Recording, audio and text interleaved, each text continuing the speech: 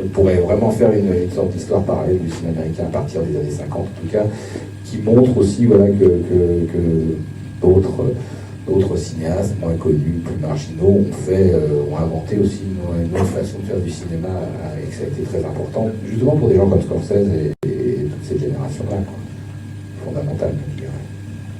Ce qui est assez frappant, c'est qu'au fond, la représentation de New York, si on reprend un peu New York plus globalement, qui est vraiment une ville qui a été d'emblée, il y a des courts-métrages de Griffith des années 10 qui sont déjà des films sur New York.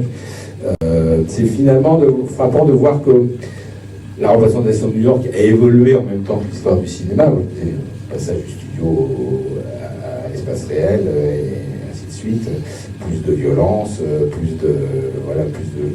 la ville de plus en plus finalement à la fois hypnotique et angoissante.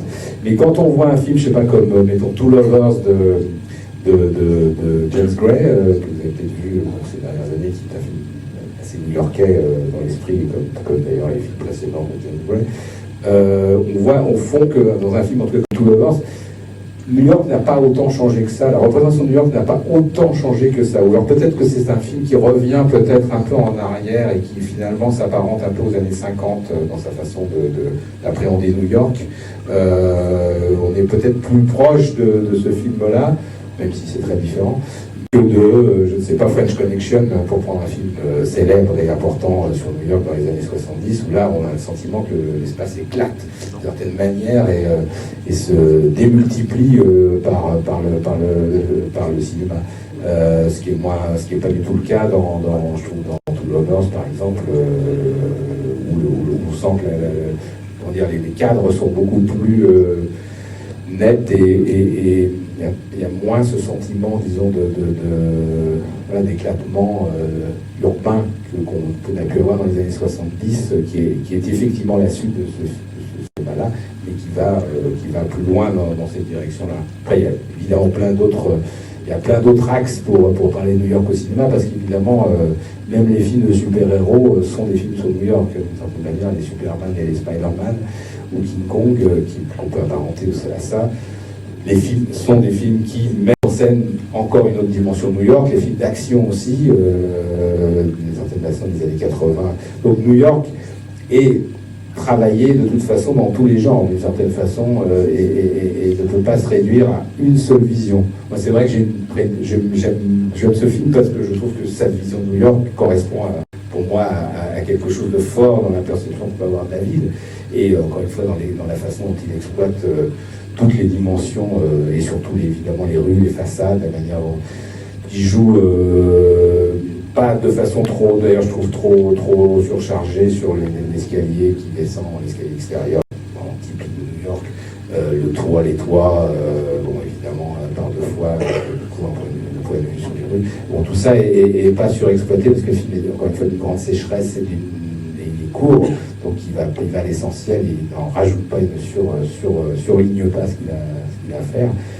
Mais moi c'est une vision qui me montrait que je trouve tout à fait, une vision qui me correspond bien comme spectateur, et comme j'ai fait l'expérience, comme peut-être ça d'entre vous, j'ai eu l'occasion d'aller à New York quelques fois. Et c'est vrai qu'on se disait avant la séance, quand on va à New York, on a toujours un sentiment d'avoir déjà vu, qui ne tient pas forcément à la ville elle-même, mais qui tient au cinéma, puisqu'on a beaucoup vu au cinéma, et qu'évidemment, quand on pénètre dans la ville réelle, on est déjà dans la ville mythologique, d'une certaine façon. C'est pour ça que je disais que la confusion, la confusion mythologie-réalité, elle est particulièrement forte à New York. Il y a des gens qui considèrent que les deux villes cinématographiques par excellence qui ont eu une identité cinématographique extrêmement forte, c'est Paris et New York, et qu'au fond, il n'y en a pas d'autres. Ça peut se discuter à la différence qu'il y a évidemment d'autres qui ont été magnifiquement filmés. C'est vrai que New York et Paris sont devenus des espaces réels, ce sont des espaces réels, mais ce sont aussi des espaces mythologiques et cinématographiques. Et ça, c'est inscrit dans le patrimoine génétique de la ville, de ces villes-là, aujourd'hui, d'une certaine façon. Et c'est très, même si aujourd'hui on tourne plein de films à New York ou à Paris, et qu'on tourne aussi des séries à New York, et autres. Enfin, en tout cas, c'est profondément inscrit dans la ville. Et du coup, c'est retournement intéressant parce que ce n'est plus seulement...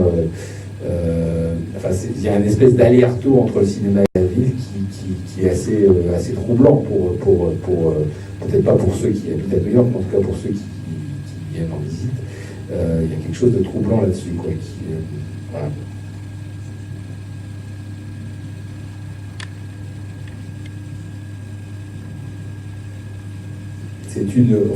Ce que je trouve intéressant aussi dans ce film, c'est que justement, on n'est pas. Il y a eu des représentations de la ville qui étaient plutôt sur une forme de monumentalité ou de quelque chose qui se veut d'une grande ampleur et qui est parfois très réussi. Que ce soit, je sais pas, le repas de Fellini pour prendre même un film comme Gangs of New York, par exemple, qui s'inscrit dans une représentation de New York, certes, l'origine de New York. On sent quand même qu'il y a... Là, on est dans l'opposé, c'est-à-dire qu'on est dans la forme mineure, on est dans la petite forme, ce qui n'est encore une fois pas quelque chose de péjoratif du tout pour moi, au contraire.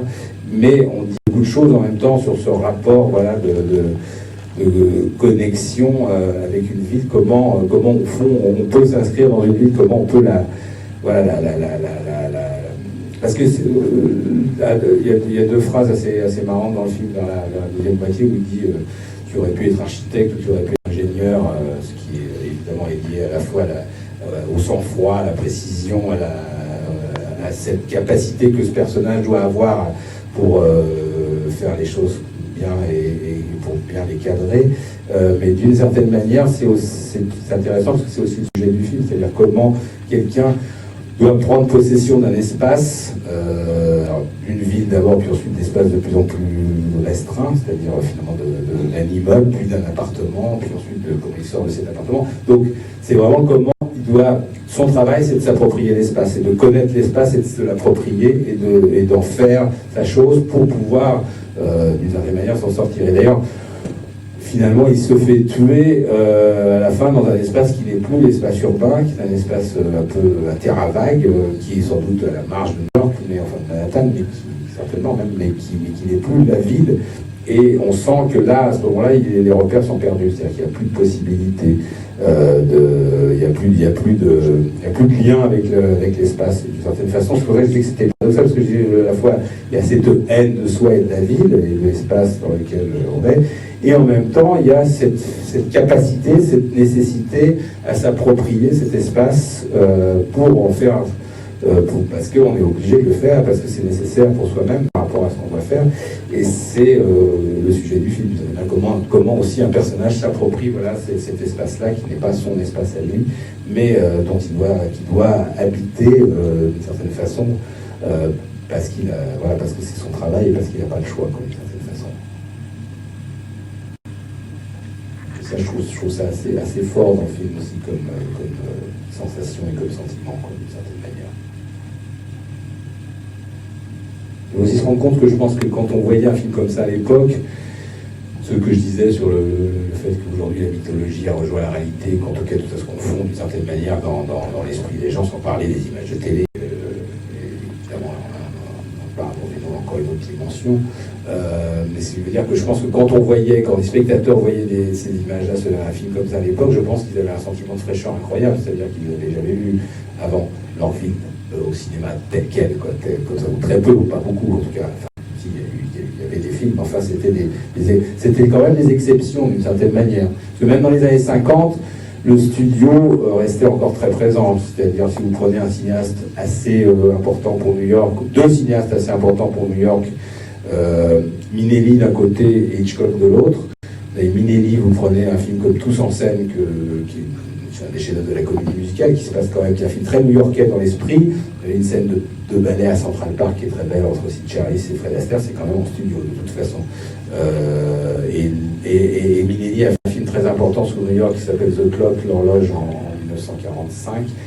1945-46, qui est un film vraiment sur le New York juste d'après-guerre, enfin sur un soldat qui est démobilisé et qui va rencontrer Judy Garland. Enfin bon, il y a une espèce d'errance dans New York, comme ça déjà à l'époque, mais sauf que c'est pas du tout tourné en décor naturel, à l'époque c'est tourné en studio. Donc on a quand même à la fois un sentiment un peu différent, et Hitchcock, qui fait certains de ses films quand même très liés à New York, que ce soit La Corde, même si ça se passe presque entièrement dans un appartement, ou Fenêtre sur cour, qui se passe aussi dans une cour d'immeuble. Fenêtre sur cour, c'est un film très new-yorkais dans l'esprit, malgré tout, sans montrer quasiment rien. Enfin, il montre une cour d'immeuble et des immeubles et des appartements, donc c'est pas rien, parce que c'est important dans une ville.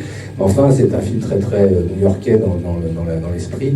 Bah, sauf que voilà, tout ça est en studio. Et le premier film d'Hitchcock où on commence à voir des espaces réels, c'est Le Faux Coupable avec Henri Fonda, qui est un film de 1957 en noir et blanc, qui d'ailleurs le choix du noir et blanc est assez frappant dans ce film parce qu'il fait que des films en couleur juste avant, et là tout d'un coup il fait un film en noir et blanc, le seul du moment, et d'ailleurs ce sera son dernier film en noir et blanc.